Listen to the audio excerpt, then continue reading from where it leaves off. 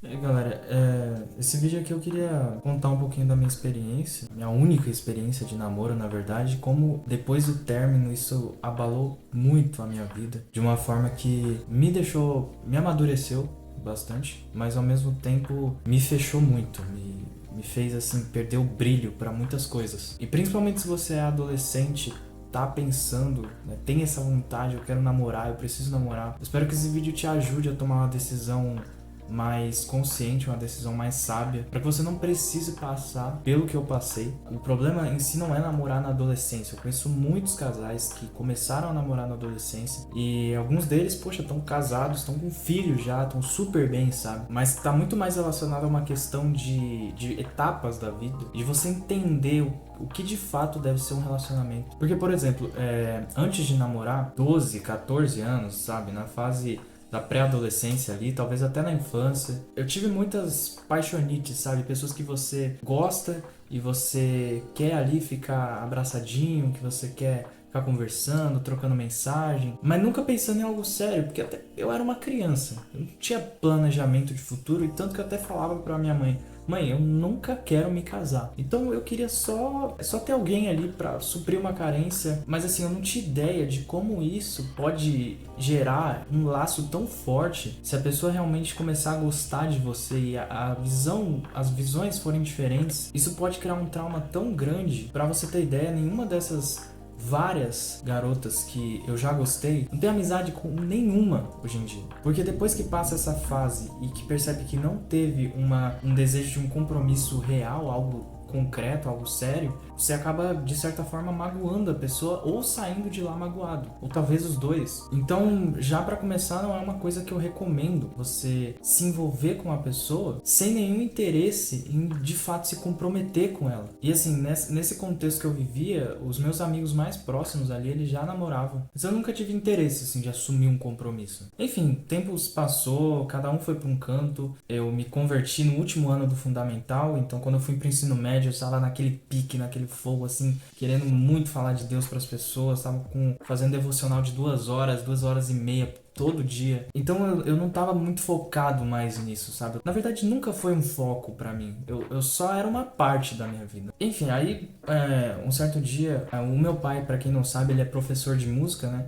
Ele dá aula de violão, de baixo. E um dia ele começou a comentar, assim, de uma certa aluna dele que ele até falou brincando, assim, mas com aquele toquezinho de verdade, que gostaria que ela fosse uma nora, assim, gostaria de ter ela como nora, porque achava ela muito diferente, assim, das outras meninas em alguns aspectos. Ela se destacava, assim, de uma certa forma, né? Eu já conhecia a pessoa, só que, assim, eu nunca olhei pra ela como eu olhei para as outras meninas com aquele olhar de paixão. Eu olhava assim, a gente era da mesma igreja, eu olhava bonitinha, mas não tem interesse assim, sabe? Até que começou a surgir, de tanto que meu pai falava, pelo caráter da pessoa, sabe? Caramba, realmente, talvez seja uma pessoa diferente, né? Pode ser interessante. Aí a gente começou a se cumprimentar, depois eu chamei ela no WhatsApp, a gente começou a conversar, depois começamos a conversar pessoalmente.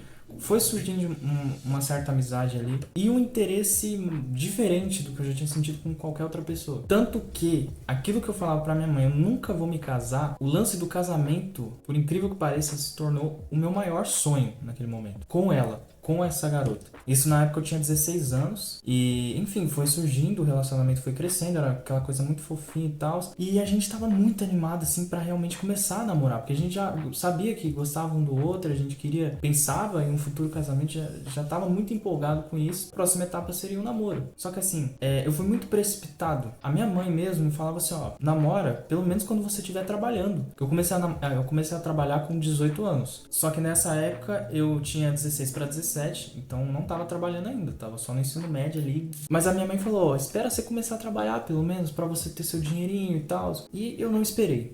O pessoal aconselhava, não, espera vocês fazerem 18 anos, sabe? Que é uma coisa, é parecido, mas diferente, né? Espera vocês fazerem 18 anos, ter um pouquinho mais de maturidade, né? Já serem considerados adultos pela sociedade. E, cara, a gente não respeitou isso. Nós somos precipitados. A gente tava tão naquele fogo da paixão, assim, de estar apaixonado. Eu quero ficar com você, eu quero ficar minha vida toda com você, que a gente decidiu, estamos namorando. E a gente começou a namorar por esse desejo intenso, assim, de sempre tá um com o outro, só que de não ficar algo estranho. Nossa, mas esses amigos parecem mais namorados do que só amigos, sabe? Então a gente, vamos assumir logo esse negócio, pra o pessoal parar de encher o saco, pra gente poder sair quando a gente quiser, pra gente poder ficar junto quando a gente quiser. E aí beleza. Só que, cara, é muito louco isso. No primeiro dia, cara, eu passei o dia todo com um peso enorme, um bagulho pesado aqui no coração, tipo, e eu falei, caramba, mano, não é possível que isso não tenha a ver com o fato de ter assumido um compromisso. Eu sabia no fundo que aquilo não era da vontade de Deus, que aquilo não era pra ser feito naquele momento, que eu fui precipitado, mas ao mesmo tempo,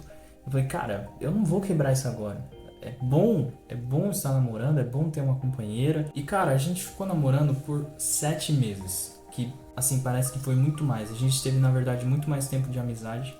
Mas a gente ficou namorando por 7 meses só. E cara, sempre era bom, mas tinha aquele peso ao mesmo tempo, sabe? Mas chegou um certo momento assim que as coisas começaram, sei lá, parece que tudo começou a dar errado, assim. Então, de repente, as pessoas achavam que eu queria terminar com ela, sendo que eu não queria. Mas tinha aquela consciência pesando, cara, não era nem pra eu ter começado, sabe? Eu deveria ter respeitado a amizade e tudo, e não avançado pra uma próxima fase. E até que certo dia ela chegou pra mim e ela falou, ó, a gente tem que dar um tempo. Vamos dar um tempo, sabe? Não tá fluindo, não tá dando certo. E aí eu fiquei abalado pra caramba. Eu não queria tomar essa decisão, mas eu falei, cara, seguindo por aquilo que Deus tá falando comigo, essa seria a decisão correta. Vamos dar um tempo. E a gente se afastou e fica aquele negócio meio esquisito, sabe, no começo, porque vocês estão acostumados com uma rotina de que vocês são namorados e de repente vocês não são mais, mas vocês ainda gostam um do outro.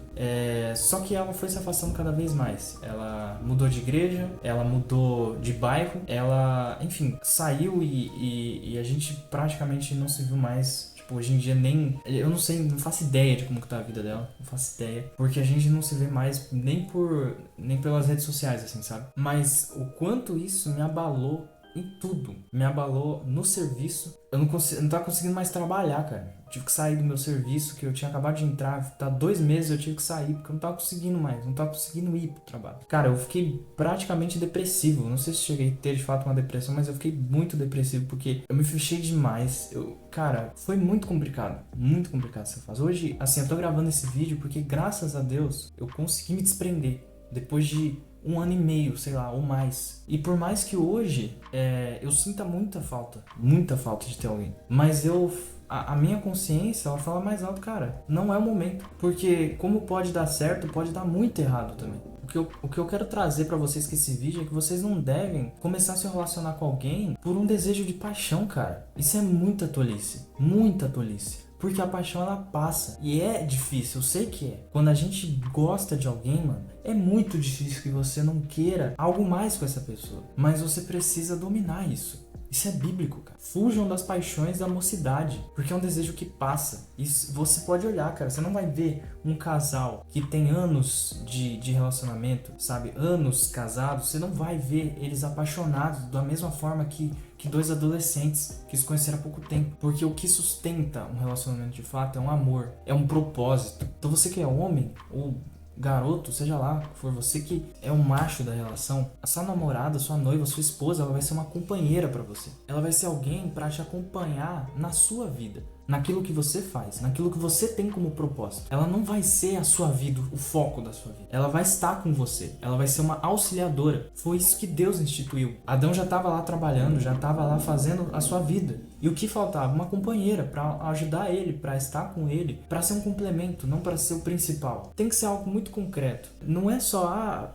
porque a menina é muito linda, porque sei lá, porque eu tenho um desejo muito forte, uma paixão muito forte. Cara, se for considerar isso, quantas garotas que a gente já não se apaixonou e que passa. E amor, é claro que a gente vai aprender as formas de amar aquela pessoa, né? A gente vai aprender a conviver, vai ter muitos desentendimentos, mas quando há uma real ligação ali, mesmo de partes diferentes que se encaixam, que se complementam, que se auxiliam, que se ajudam, é isso que vai fazer toda a diferença. É isso que vai sustentar. Então toma muito cuidado. Se você tá apaixonado por alguém, se você tá gostando de alguém, analisa, por favor, pela sua própria vida, analisa quais são as suas reais intenções neste exato momento com aquela pessoa. Se você tá tomando uma decisão realmente sábia. Se você tá agindo pelo sentimento, pode ter certeza que o sentimento ele vai passar. Se você não quer trazer uma complicação, se se você não quer ficar depressivo, mano, toma cuidado com a decisão que você vai tomar. O mais importante que isso é você entender o seu propósito de vida. Você entender